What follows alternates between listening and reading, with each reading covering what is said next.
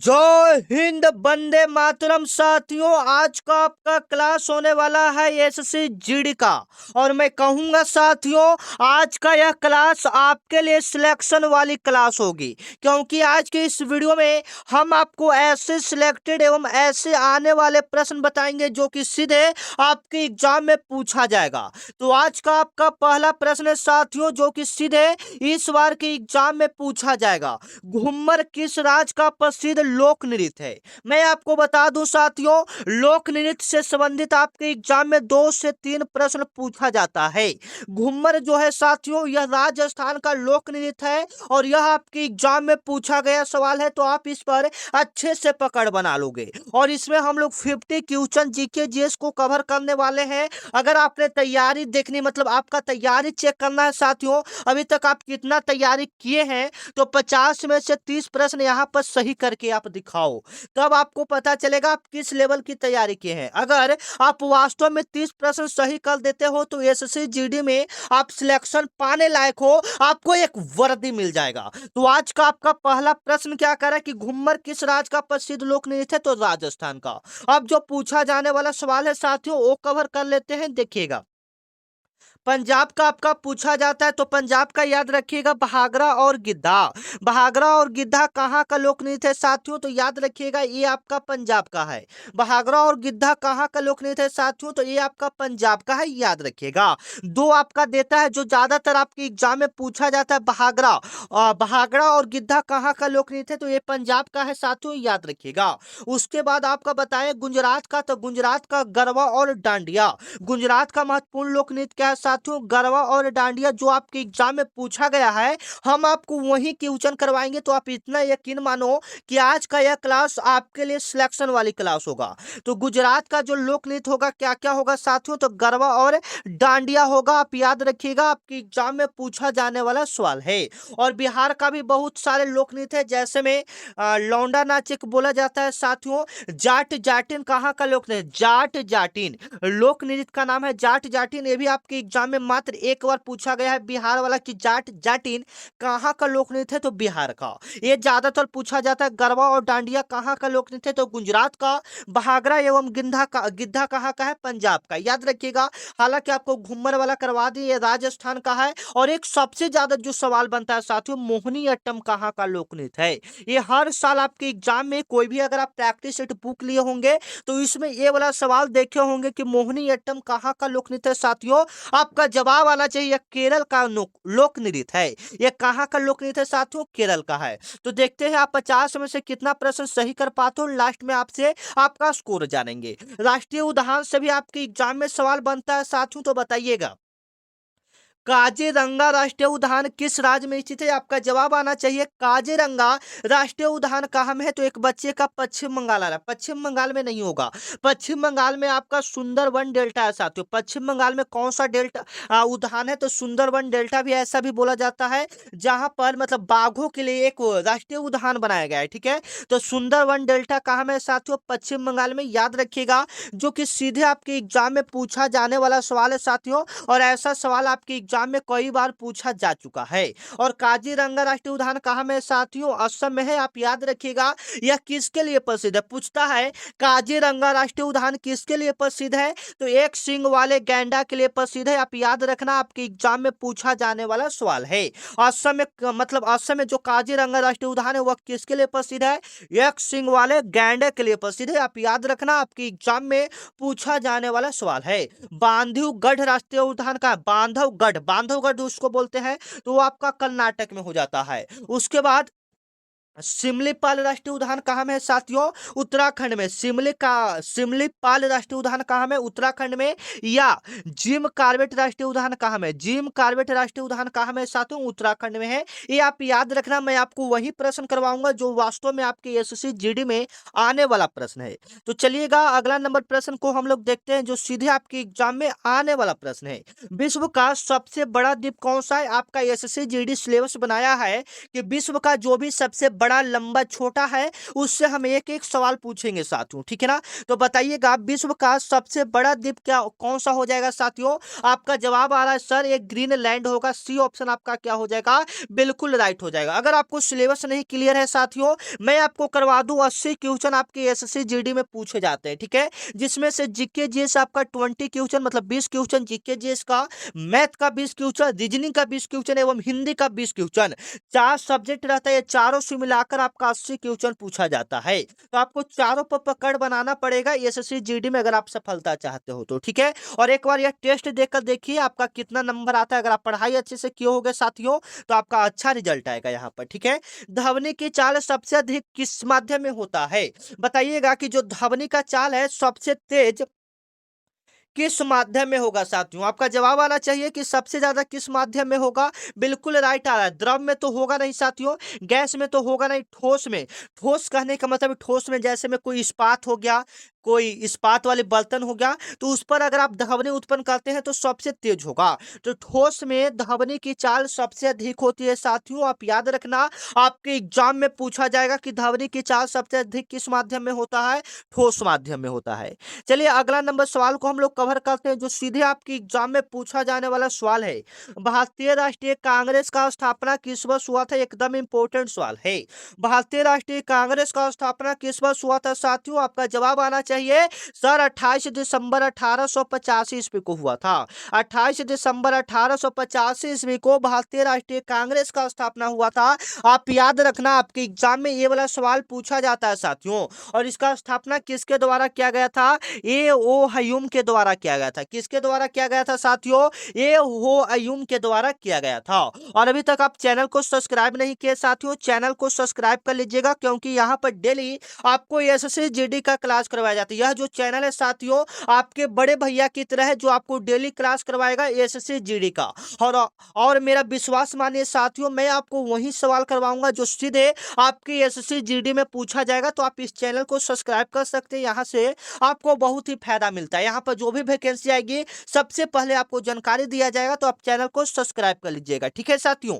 चलिए अगला नंबर सवाल है, देखिएगा एकदम इंपॉर्टेंट है कि भूकंप की तीव्रता मापने के लिए किस उपकरण का प्रयोग किया जाता है साथियों।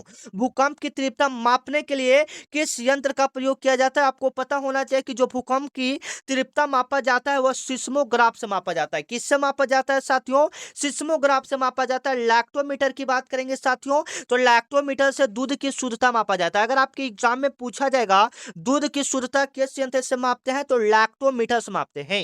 दूध की शुद्धता किस यंत्र से मापते हैं, लैक्टोमीटर। भूकंप की तीव्रता सिस्मोग्राफ से मापते हैं। ये दोनों आप याद रखते हैं तो आपके एग्जाम में यहां से प्रश्न पूछा जाएगा साथियों। और लास्ट में आपसे स्कोर पूछेंगे आपने कितना प्रश्न को सही किया, ठीक है ना। चलिए अगला नंबर 7 नंबर सवाल आपका संविधान से कि भारत के संविधान में वर्तमान में कुल कितनी अनुसूचियां हैं।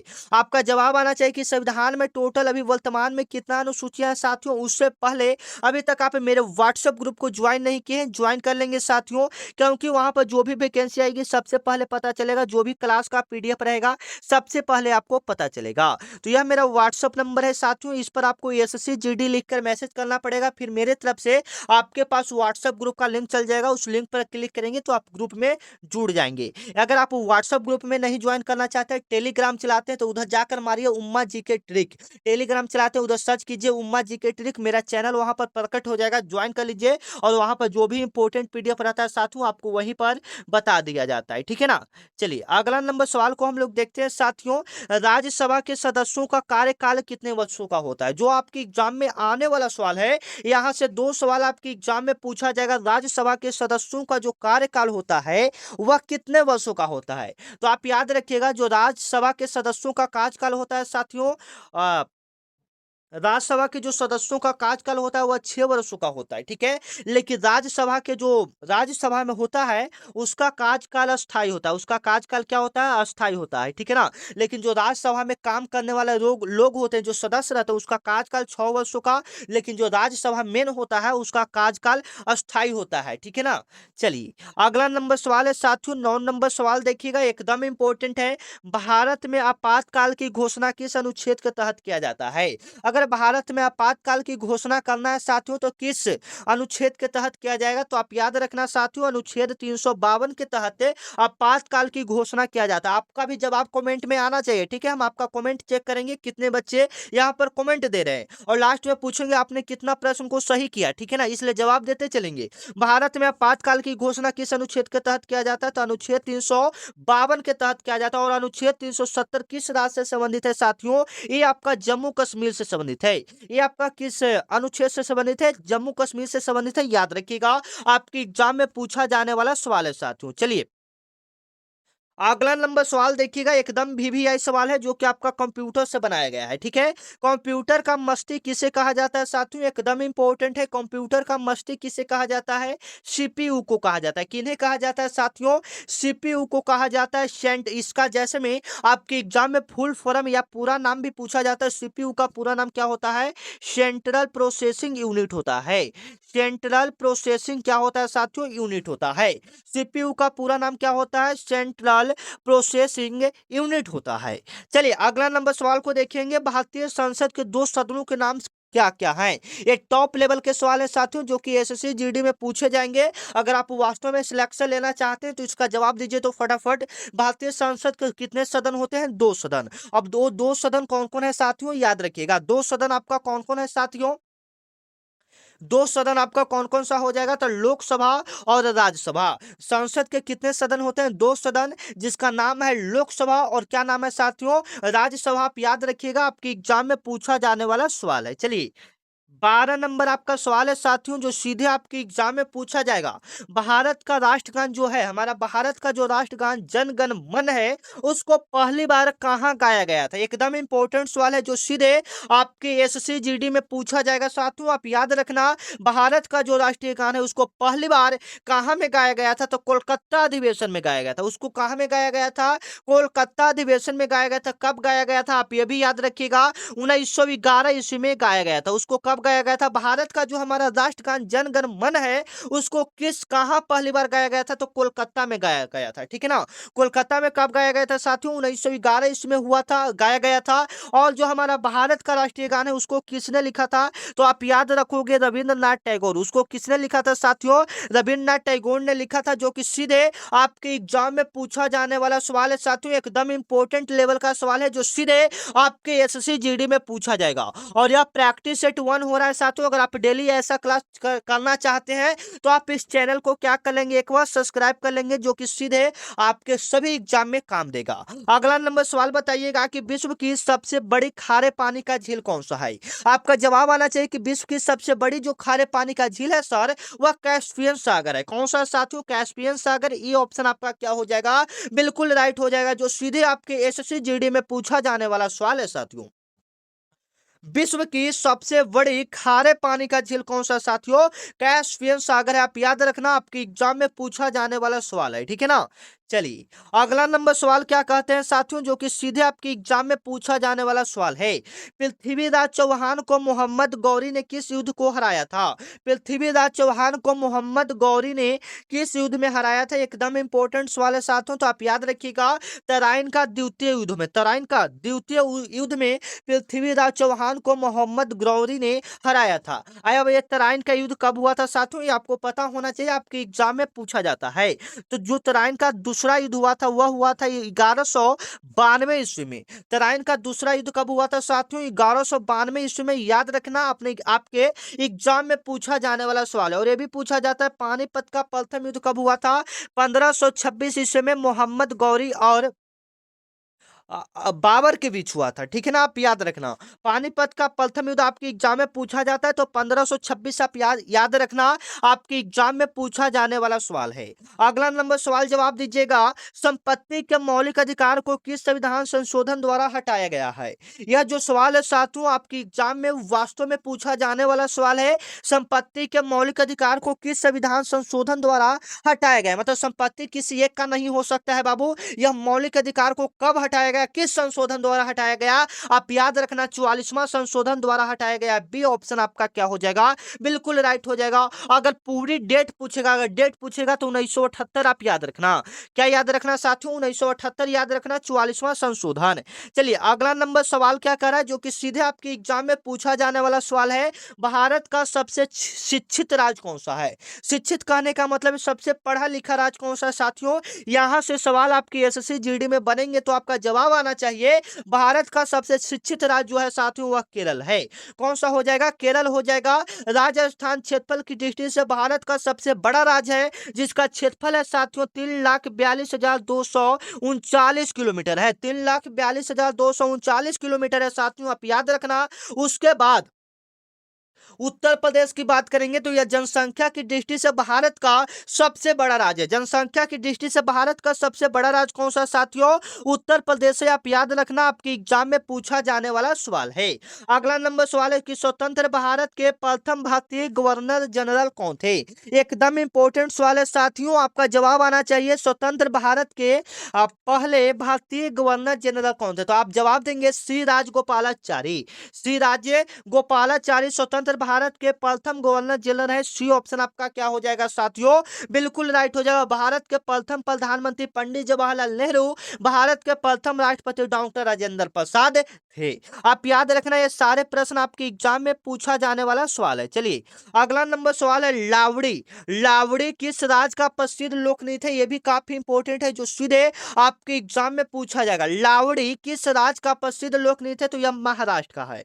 लावड़ी कहाँ का है साथियों? महाराष्ट्र का है, आप याद रखना। उसके बाद हमने आपको ऊपर बताया था केरल का कौन सा साथियों? केरल का आपका मोहिनी अट्टम हो जाएगा। केरल का कौन सा लोक नृत्य है? मोहिनी अट्टम, आप याद रखेंगे। उसके बाद ओडिशा का भी आपको बता देते हैं। ओडिशा का शायद अभी फिलहाल में तो याद नहीं आ रहा है, नहीं तो आपको उड़ीसा का भी हम याद करवा देते हैं, ठीक है ना। चलिए अगला नंबर सवाल है साथियों, भारत के प्रथम लोकसभा अध्यक्ष कौन थे? आपका जवाब आना चाहिए।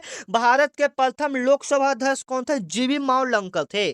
कौन थे साथियों? जीवी मावलंकर थे। बी ऑप्शन आपका क्या हो जाएगा? बिल्कुल राइट हो जाएगा। जो सीधे आपके एग्जाम में पूछा जाने वाला सवाल है कि भारत के प्रथम लोकसभा अध्यक्ष कौन थे साथियों? जीवी मावलंकर थे, जो कि सीधे आपके एग्जाम में पूछा जाएगा।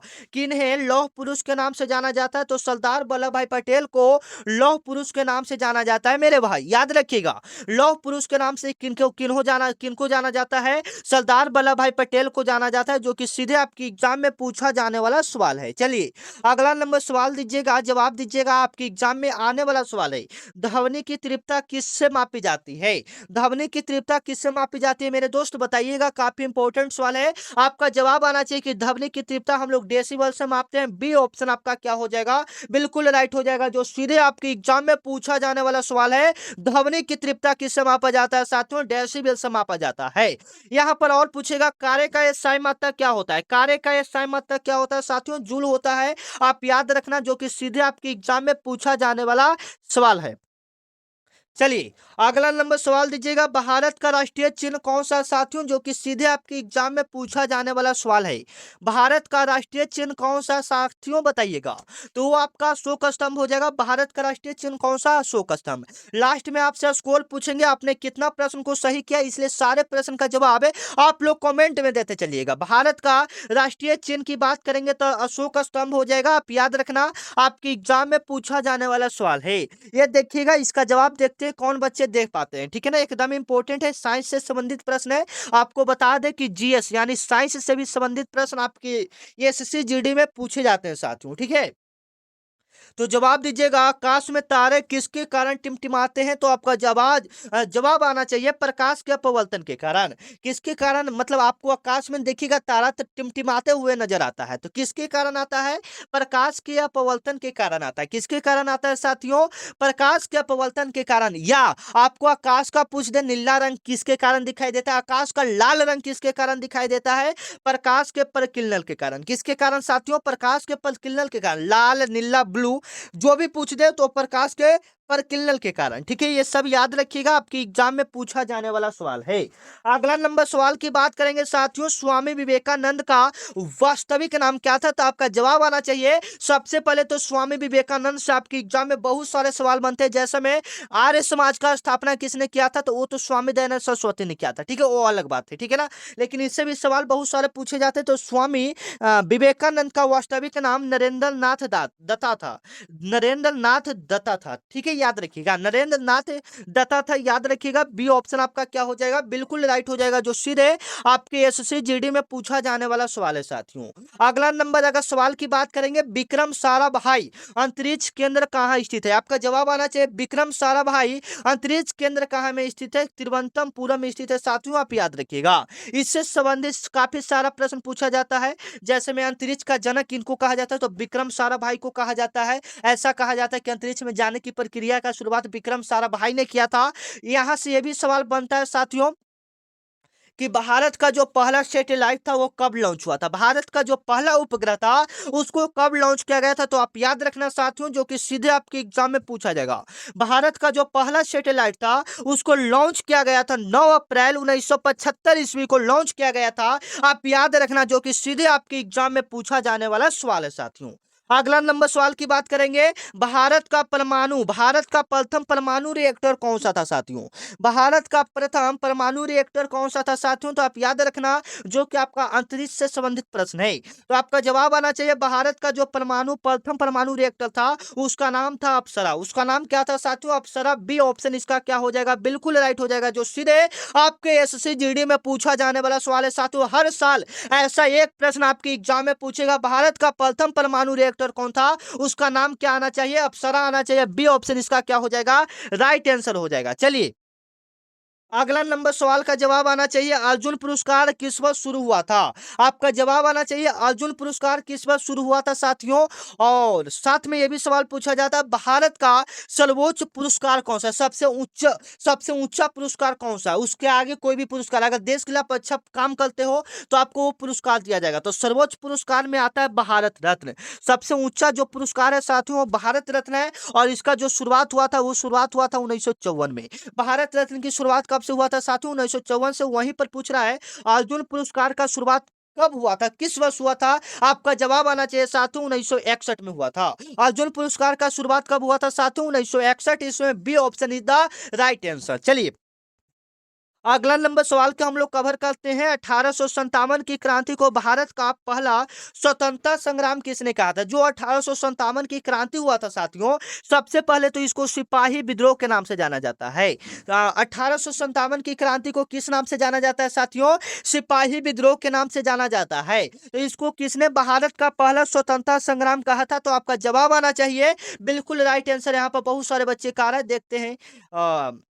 जवाहरलाल नेहरू नहीं होगा बाबू, जवाहरलाल नेहरू नहीं होगा, बीडी सावरकर होगा। बीडी सावरकर ने सबसे पहले कहा था कि 1857 की क्रांति को भारत का पहला स्वतंत्रता संग्राम कहा था। चलिए, अगला नंबर सवाल है साथियों, सत्यमेव जयते कहां से लिया गया? आपका जवाब आना चाहिए सत्यमेव जयते कहां से लिया गया है? तो यह आपका मुंडकोपनिषद से लिया गया। बी ऑप्शन आपका क्या हो जाएगा साथियों? बिल्कुल राइट हो जाएगा। सत्यमेव जयते कहां से लिया गया साथियों? मुंडकोपनिषद से लिया गया। बी ऑप्शन इसका क्या हो जाएगा? बिल्कुल राइट हो जाएगा, जो सीधे आपके एग्जाम में पूछा जाने वाला सवाल है। अगला नंबर सवाल की बात करेंगे, रक्त का लाल रंग किसके कारण होता है साथियों? आपका जवाब आना चाहिए रक्त का जो लाल रंग होता है वह हीमोग्लोबिन के कारण होता है। बी ऑप्शन आपका क्या हो जाएगा? बिल्कुल राइट हो जाएगा, जो सीधे आपके एसएससी जीडी में पूछा जाने वाला सवाल है। रक्त का लाल रंग किसके कारण होता है? तो हेमोग्लोबिन के कारण होता है। या पूछ सकता है साथियों यहां से कि शरीर में जो रक्त का थक्का बनता है वह किस विटामिन के कारण बनता है? तो विटामिन के, आप याद रखना। चलिए, अगला नंबर सवाल देखते हैं कितना इंपॉर्टेंट है, जो सीधे आपके एग्जाम में आ सकता है। देखिएगा, मानव शरीर की सबसे बड़ी हड्डी कौन सी है साथियों? आपका जवाब आना चाहिए मानव शरीर की सबसे बड़ी हड्डी सर जांघ की हड्डी हो जाएगा, जिसको हम लोग क्या बोलते हैं? फीमर भी बोलते हैं। मानव शरीर की सबसे बड़ी हड्डी कौन सी हो जाएगी सर? तो जांघ की हड्डी, जिसको हम लोग क्या बोलते हैं सर? फीमर बोलते हैं। बी ऑप्शन आपका क्या हो जाएगा? बिल्कुल राइट हो जाएगा, जो सीधे आपके एग्जाम में आने वाला सवाल है वायुमंडल में। और यहां से देखिएगा साथियों, जो इंपॉर्टेंट सवाल है वो करवा देते हैं। और छोटी हड्डी को हम लोग स्टेपिस बोलते हैं। छोटी हड्डी को क्या बोलते हैं? स्टेपिस, जो कि कान का हड्डी होता है साथियों, ठीक है ना। चलिए, अगला नंबर सवाल है कि वायुमंडल में सबसे अधिक मात्रा में कौन सी गैस पाई जाती है? वायुमंडल में सबसे अधिक मात्रा में कौन सी गैस पाई जाती है? कौन सी गैस पाई जाती है? तो नाइट्रोजन पाई जाती है साथियों, 78%। वायुमंडल में सबसे अधिक मात्रा में कौन सी गैस पाई जाती है? नाइट्रोजन, 78%। ऑक्सीजन की बात करेंगे तो 21%, जिससे हम लोग सांस में लेते हैं। कार्बन डाइऑक्साइड की बात करेंगे तो 0.03% आपका कार्बन डाइऑक्साइड वायुमंडल में पाया जाता है। अगला नंबर क्वेश्चन की बात करेंगे, देख सकते हैं एकदम इंपॉर्टेंट है। हीराकुंड बांध किस नदी पर बना है? आपका जवाब आना चाहिए, हीराकुंड बांध किस नदी पर बना है? तो यह महानदी पर बना है। और साथ में यह भी पूछा जाता है कि हीराकुंड बांध किस राज्य में है? तो आप याद रखिएगा साथियों, ये आपका ओडिशा में है। हीराकुंड बांध किस नदी पर है? ओडिशा पर, महानदी पर है। और यह किस राज्य में है? तो ओडिशा में है। और यहां से यह भी सवाल पूछता है कि ओडिशा का शोक किस नदी को कहा जाता है? तो महानदी को कहा जाता है, ठीक है ना। आप याद रखना, ये सारे प्रश्न आपकी ये एसएससी जीडी में आने वाला सवाल है। चलिए, आपका जवाब आना चाहिए, भारत का मैनचेस्टर किसे कहा जाता है? आपका जवाब आ गया सर, भारत का मैनचेस्टर अहमदाबाद को कहते हैं। सी ऑप्शन आपका क्या हो जाएगा? बिल्कुल राइट हो जाएगा, जो सीधे आपके एसएससी जीडी में पूछा जाने वाला सवाल है। भारत का मैनचेस्टर किन्हें कहा जाता है? अहमदाबाद को कहा जाता है, ठीक है साथियों। भारत का मैनचेस्टर किन्हें कहा जाता है? अहमदाबाद को कहा जाता है। आप याद रखना, आपके एग्जाम में पूछा जाने वाला सवाल है। चलिए हाइपोथैलेमस, हाइपोथैलेमस ग्रंथि शरीर के किस अंग में स्थित होता है? हाइपोथैलेमस ग्रंथि शरीर के किस अंग में स्थित होता है साथियों? तो आपका जवाब आना चाहिए, जो हाइपोथैलेमस ग्रंथि होता है शरीर के, यह मस्तिष्क में स्थित होता है। कहाँ में स्थित होता है? माइंड में स्थित होता है। या पिट्यूटरी ग्रंथि कहाँ स्थित होता है? तो मस्तिष्क में होता है। मास्टर ग्रंथि भी उसको पूछता है कि मास्टर ग्रंथि कहाँ में है? तो मस्तिष्क में, ठीक है, आप याद रखना। चलिए, इसरो का स्थापना किस वर्ष हुआ था? जो कि सीधे आपके एग्जाम में पूछा जाने वाला सवाल है। इसरो का स्थापना कब हुआ था साथियों? आपका जवाब आना चाहिए, 1969 में हुआ था। इसरो का स्थापना कब हुआ था साथियों? 1969 में हुआ था, आप याद रखना। इसरो का स्थापना 1969 में, अगर पूरी डेट की बात करेंगे 15 अगस्त 1969 ईस्वी को इसरो का स्थापना हुआ था साथियों, आप याद रखना, ठीक है ना। एकदम VVI सवाल है, आपके एग्जाम में पूछा जाने वाला सवाल है। चलिए, काली मिट्टी को अन्य किस नाम से जाना जाता है साथियों? काली मिट्टी को अन्य किस नाम से जाना जाता है साथियों? तो आपका जवाब आना चाहिए कि काली मिट्टी को अन्य किस नाम से जाना जाता है? तो काली मिट्टी को हम लोग रेगुर के नाम से जानते हैं। काली मिट्टी को किस नाम से जानते हैं साथियों? रेगुर को। बी ऑप्शन हम लोग का क्या हो जाएगा? बिल्कुल राइट हो जाएगा। और यहाँ से भी पूछा जाता है कि काली मिट्टी में सबसे ज्यादा कौन सा फसल होता है साथियों? तो काली मिट्टी में सबसे ज्यादा आपका कपास फसल हो जाता है, आप याद रखना। काली मिट्टी का दूसरा नाम रेगुर है। और काली मिट्टी में सबसे ज्यादा जो फसल होता है वो कौन सा हो जाएगा साथियों? कपास हो जाएगा, जो सीधे आपके एग्जाम में पूछा जाने वाला सवाल है। अगला नंबर सवाल है, विश्व का सबसे बड़ा डेल्टा कौन सा साथियों? आपका जवाब आना चाहिए, विश्व का जो सबसे बड़ा डेल्टा है उसका नाम है सुंदरवन डेल्टा है। विश्व का सबसे बड़ा डेल्टा क्या है साथियों? सुंदरवन डेल्टा है। और यह पश्चिम बंगाल में स्थित है। जैसे मैं आपके एग्जाम में पूछेगा सुंदरवन डेल्टा कहाँ है, या विश्व की सबसे बड़ी डेल्टा कहाँ है, तो पश्चिम बंगाल में है। इसको गंगा ब्रह्मपुत्र डेल्टा भी कहते हैं, आप याद रखना। गंगा ब्रह्मपुत्र डेल्टा किसको कहा जाता है साथियों? तो आप याद रखना, गंगा ब्रह्मपुत्र डेल्टा हम लोग किसको कहते हैं? सुंदरवन डेल्टा को ही गंगा ब्रह्मपुत्र डेल्टा कहते हैं। या ऐसे भी जवाब आता है, विश्व का सबसे बड़ा डेल्टा कौन सा, और इसमें सुंदरवन डेल्टा नहीं दिया रहेगा, ऑप्शन रहेगा गंगा ब्रह्मपुत्र डेल्टा। तो आपको गंगा ब्रह्मपुत्र डेल्टा याद रखना है साथियों, जो सीधे आपके एग्जाम में पूछा जाएगा। चलिए, अगला नंबर सवाल को देखिएगा, दक्षिण भारत की सबसे ऊंची चोटी कौन सा है? जो सीधे आपके एग्जाम में आने वाला सवाल है कि दक्षिण भारत की सबसे ऊंची चोटी का नाम है साथियों अनाईमुड्डी है।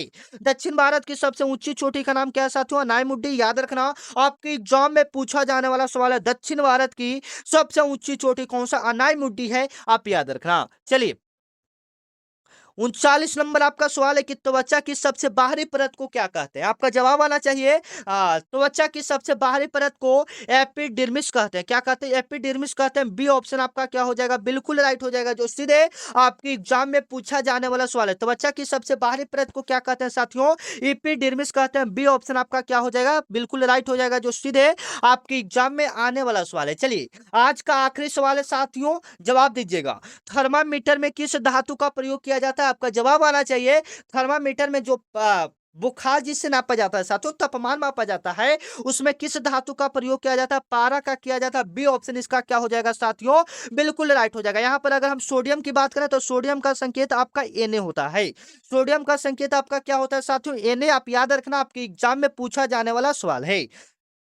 तो चलिए अब आप लोग अपना स्कोर बताइएगा। 50 प्रश्न तो नहीं हो पाया, 40 प्रश्न में से बताइए आपने कितना प्रश्न सही कर पाए। अगर मैं एक स्थिर स्कोर लेकर चलूं साथियों, अगर आपका 30 प्लस प्रश्न सही हुआ, 30 के आसपास प्रश्न सही हुआ है, तो आपकी तैयारी थोड़ी सी ठीक है। आपको तैयारी करने की जरूरत है। अब ज्यादा दिन नहीं बचा है, तो आज से तैयारी में लग जाइए, ठीक है ना। 30 प्लस अगर आप स्कोर किए हो, बिल्कुल आपका तैयारी अच्छा चल रहा है साथियों, मेरे साथ जुड़िए और डेली ऐसे ही प्रैक्टिस सेट को करिए। अगर आप डेली ऐसे प्रैक्टिस सेट को करना चाहते हो तो चैनल को फटाफट आप लोग क्या कर लेंगे साथियों? सब्सक्राइब कर लेंगे। साथ में अगर इसका पीडीएफ चाहिए तो आप मेरे व्हाट्सएप ग्रुप, टेलीग्राम ग्रुप को ज्वाइन करना चाह कर लीजिएगा।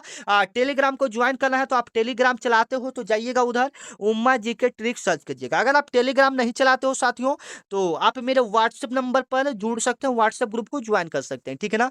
तो व्हाट्सएप ग्रुप में जुड़ने के लिए मेरा व्हाट्सएप नंबर है, जिस पर आप एसएससी जीडी लिखकर मैसेज करना पड़ेगा। उसके बाद मेरे तरफ से एक लिंक जाएगा, लिंक पर क्लिक करेंगे, आप व्हाट्सएप ग्रुप को ज्वाइन हो जाएंगे। बाकी आप क्वेश्चन को देख सकते हैं, एकदम इंपॉर्टेंट लेवल का क्वेश्चन था, आपको सारा क्वेश्चन पता होना चाहिए, ठीक है ना साथियों। मिलते हैं नेक्स्ट वीडियो में, तब तक के लिए जय हिंद, जय भारत।